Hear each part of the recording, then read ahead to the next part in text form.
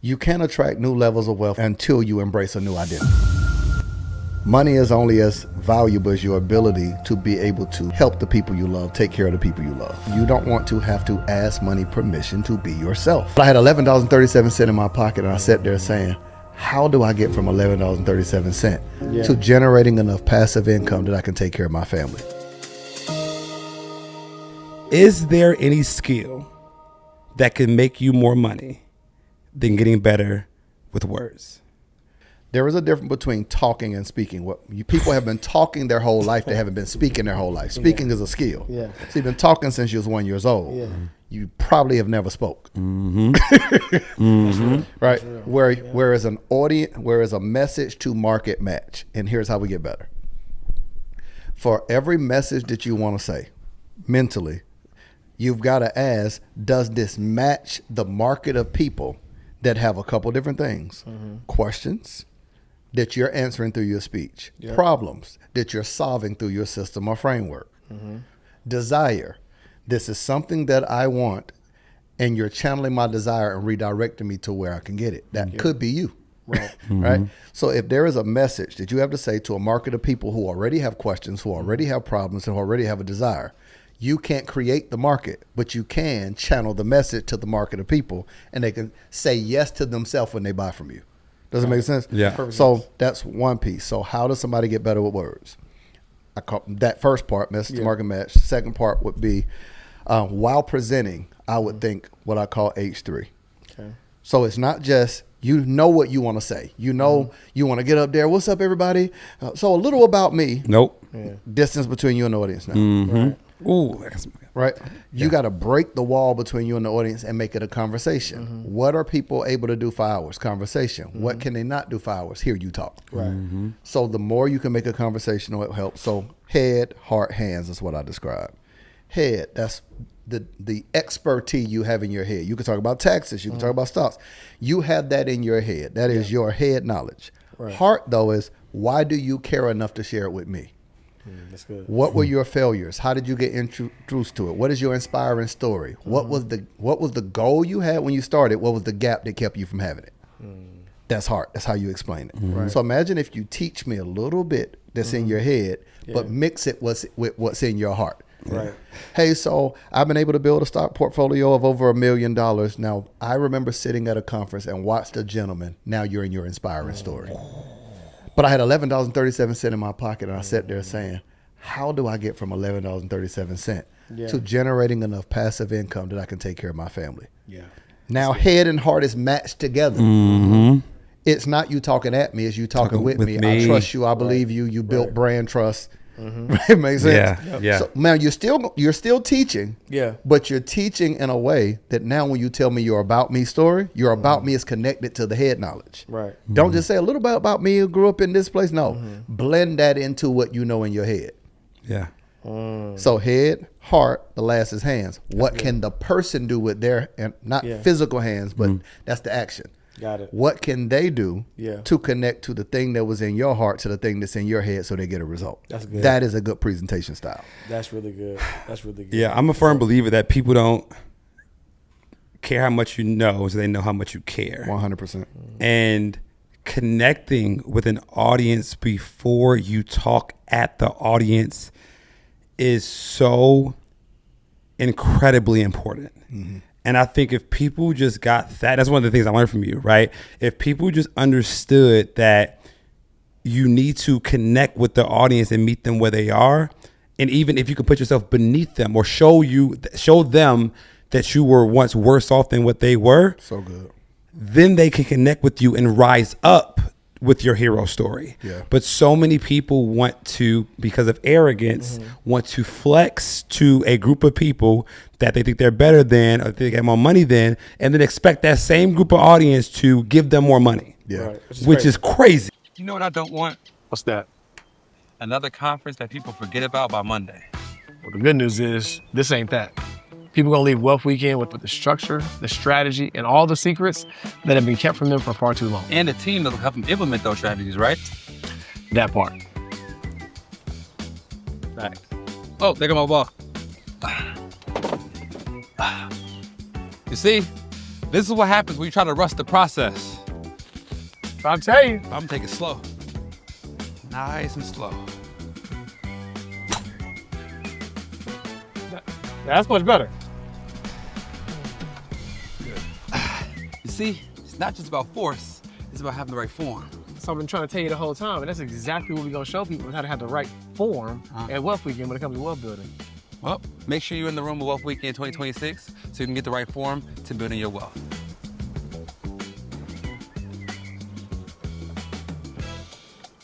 Easy. So you gonna stun on me and then ask me to pull out my credit card? It's crazy. It's crazy. I think it's a soul issue. I'm sorry. Oh, no, you good. Go ahead. No, you good. I think your subconscious thoughts are going to come out while from stage, because truth that leaves the heart reaches the heart. You don't have to figure out where to put it. People can feel the essence of if you care, right? So that's the speaker intent. The other thing we go into, I call it speaker love language.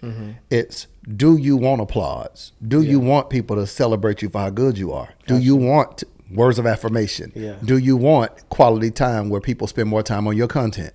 Do you want acts of service where a person now pays for your quality of service? Here's my point in all of this.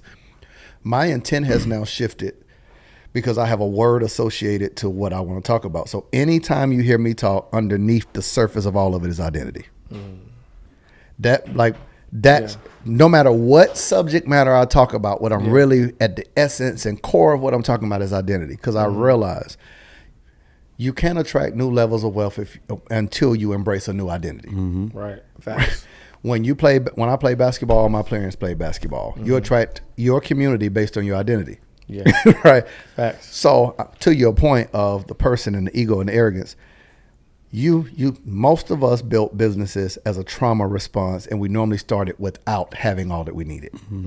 What you got to do to survive poverty to wealth, there's so many, like on my arm, I got this scar from where I fell off a motorcycle and got hit by a car. There's so many emotional scars you have while building your business. Will it work? Not enough, coming from childhood.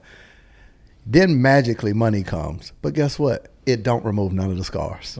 There's never enough money you can make to pay for secret insecurities and private pain. Can't. That's a fact. All you'll do is buy more expensive things. I call it our modern day fig leaves. It's what you buy to cover up how you really feel you look, the story of Adam, right? Yeah. What can you buy to blend into your environment?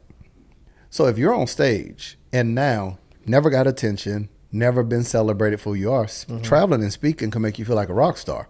You're flying first class, you've been put up in a hotel, you're driving in a black car, people are waiting to take a picture with you, they're buying, just think about what that does to an unhealed person. Right? Dangerous. It's a dangerous thing. You got people's undivided attention. You're seeing people crying. You're changing their life. There's a connection they have to you. They're consuming your stuff. They're watching your content. Now you're on stage now, and you're getting a hit of this thing and feeling like it's a pleasure for y'all to listen to me. Lucky y'all. Because them insecurities is massing that secret identity. So like now I'm helping, especially high level entrepreneur CEOs, unravel that stuff to say that can crash out. Here's why. All of us have a little bit of superhero in us. We couldn't build unless we did. For sure. The type of superhero we're like Superman. We're just regular people until there's an emergency. Then we become Superman. Problems make us Superman. We're regular people until there's a problem, and then we shine. But here's the issue with that. If kryptonite is ever present, kryptonite hurts Clark Kent and Superman. That's what insecurity is. It is the kryptonite of the entrepreneur that hurts both versions of us, the private us and the public us. And that's why we crash out and kill brands and then have to apologize, repent, etc. Self-sabotage. That's good. Yeah, that. Yeah, one of the most frightening things that a parent or a person could ever experience is having to look in the eyes of somebody that they love the most and have to watch them struggle or lose something. Let's say be homeless, go without, go hungry, or be in pain, simply because they can't afford to do it. And here's what happens. Most people in their lifetime while working, that doesn't happen. But in our death, we don't realize it's one thing if you live for the rest of your life and you make money. It's another thing if your money dies before you die. Ooh. Every person wants to generate enough wealth to where their money outlives them, because the job of their money is to express to those that you leave behind. Don't let them grieve your life and grieve their own. What Melanin Money does, it allows people the opportunity to create a system that their money outlives them to continue to take care of the people they love the most. Donald, clip that up. and then Samantha, put that in Chat GPT with our offer. Wrap it all. No, that is so eloquent, so simple, but so real. Yeah. Oh, wow, that's powerful. Making sure that your money outlives you. Yeah. This is why people in their old age have to go back to work. Because everybody says you want to make your money work for you, but it's like you want to make your money outlive you. Because think about you can live whatever life you want to live and then some, as long as your money outlives you. 100%. But you worry about, most people worry about like, do I have enough? Ooh, that's good, boy. Your money outlives you. That's good. He did it on the spot. And I knew he could, and that's why. And I wanted to bless the people to show him how it really was. Yeah, that's crazy. Money is only as value. My mom said this, but I reworded it. She said it in a different way. But I used to always say, Mom, I would be very grateful. She's like, I'm your mom. She's like, but I don't owe you anything. Anything somebody does for you is more than what they had to do. So that's why I always say thank you for everything. Think about was in Miami. You grabbed me something, like, hey, thank you so much, bro. It's habitual for me. But here's my point. Money is only as valuable as your ability to be able to help the people you love, take care of the people you love, right? So you don't want to have to ask money permission to be yourself. So when you think about what you all are doing, you're changing a person's relationship with themselves, their family, and with money. That's powerful. That is one of the things I'm teaching October 10th and 11th, wealth rehab. That's the rehab of people's association to wealth, right? Yeah. I got ready to fly to Miami last weekend. Now I'm making a point. I hope I'm not talking too long. No, bro. I mean, I'm still. I got ready to fly to Miami last weekend. Yeah. I made a promise to me years ago that I'll fly first. It's not about the flight. It's about my relationship with money, because I had to break it. Because that flight wasn't cheap. I can tell you that right now. So I was talking to you Saturday. Yeah. I booked it last minute. So I booked it Saturday night to leave Sunday morning. One way was $900 and something, like $930, $980, something like that. Yeah. I looked and I was like, ooh, okay, I'll just fly Maine. Yeah. Here's really what I'm grappling with. I want the first class flight. What the decision really is, if I were an interpreter of my emotions with money, do I value the commitment I made to myself more than I value the money? At the root of the decision, it's me negotiating with me and prioritize. Are you going to prioritize, Marcus, yourself or an amount of money? Because that's really what's happening. I said, if this is my standard and my commitment to me, am I willing to break a promise to myself for an amount of money? No. 933 it is. We'll make more money. Because the real asset is me. I'm an asset. Yeah. I'm the one who made the money for that to even be an option. Right. When I didn't have the money, I promised me this. Now that I have it, will I break the promise I made to broke Marcus? That's that's my relationship with money, to say I value me more than I value any amount of money. Right. Because by not doing it, by extension, you're valuing the money more than the commitment to yourself. Now somebody's gonna hear that, and it's not that simple and blah blah blah. And I get it, right? Yeah. It's way too much for a short flight. Everybody playing get there at the same time. I get it. It's something I wanted to make sure I worked through, to say, because of my toxic relationship with money and how I held on to it and how stingy, my fear of losing it, it's more emotional for me. Or when I get ready to buy something, anytime I get ready to buy something, I give money away. Why? Because if I'm about to buy, let's say, a car, and I'm a generous person, and what I promise God, if you ever bless me, I will always be in a position to be able to be a blessing to other people, right? Yeah. So if that's the case, and I get ready to buy a car and I become stingy, it tells me that I don't need to buy that car if it changes who I am. That's a relationship with money. Man, I got to buy a house, so I can't. Nah, I can't do that right now. No, at the core of what I am, I can't let money change me. I got to be able to. Like I always tell people, money lies. Money convinces you if you ever get enough of me, you'll be okay. Come on, you gotta stop, man. Yeah, I don't want money to even talk to me. You don't let punchlines breathe, they don't let them breathe. Like there's no beat in between. It's like boom, boom. But boom. Isn't that true? It lies. That's true. That's true. It lies to you, and it creates a relationship.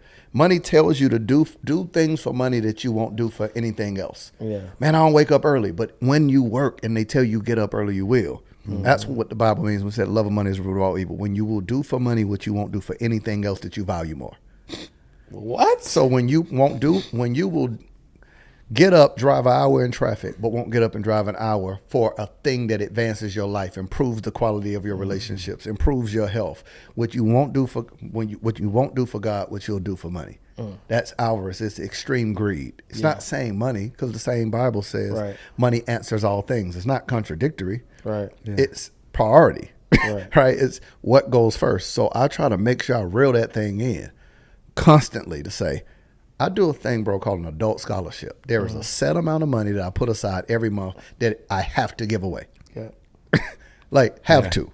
Yeah. Money won't grip me, won't have me, man. Like, Man. Yeah. That's so good, because most times when people hear the quote, like, money, like, don't let money change you, they're thinking about it from the lens of, like, you get money, you become more arrogant, you, like, forget where you came from. What I took from the way that you said it was, if you supposedly are a generous person, if you're supposedly, like, if you shouldn't buy this if it limits your ability to be who you are, if that's who you say you are. yeah, if you second guessing. And that's, oh, I can't do this. Now you're house poor. Now, and that's I think a way better frame than the way people normally think about it. They think about it from the you amass all this amount of money, now you become Hollywood. No, what we're talking about is you are not prioritizing who you actually are, and you're buying material things that are not preventing you from being who you are. Now you're having a second guess. Can I help mom? Can I do this? If you having a second guess that, and that's true to your identity, then maybe you don't need to buy that much house right now. Yeah. Bruh. Right? I made that mistake. Yeah. I was about to buy a $2.5 million home. This was either last year, year before last. I can't remember now. Yeah. And I called my pastor, gave me phenomenal advice. He said, listen, my daughter at the time was maybe 8 months old, so closer to 2. He said, your daughter still sleeping in the bed with y'all? I said, I said, yeah. He said, so just you, your wife, your daughter? I said, yeah. He said, how many bedrooms? I said, it's like 8, 9 bedrooms. Beautiful, bro. This is this. He said, so 8 bedrooms and all 3 people in the house sleep in the same room. He never said no. It hit me. I got off the phone and I asked myself, what did I picture in my head when I pictured buying the house? I didn't picture the piece of the house. I pictured people when they came to the house. Knowing that, how many people even come to your house right now? Right. None. Right. No. The house we're in now, I've been there a year and a half. Might have had less than 10 people. That's why I'm not big on guest room. I got one. That's all I'm gonna give you. That's turn that to a movie room. That's the office. Like, I'm not doing it. Yeah. Yeah. It's like, bro, you're going to pay this big mortgage. You're going to put up this big amount of cash. Yeah. Interest rates were terrible. Right. Then they're still not the best now. Right. So it's like, think about what, I wouldn't have been house poor. I've been blessed, but it's like the forward trajectory of my money. Now, I said, add me in the group text. Where to invest? Yeah. How do I make sure my money outlives me? Yeah. Yeah. I need passive income. I want, when you say your portfolio makes a million, like, sign me up. I want my money to get a job and make money. Hey, well, how was work today? I gotta use that's gonna be funny. Who you talking to? It turns to the portfolio. That's funny. Yeah. How was work today? Oh man.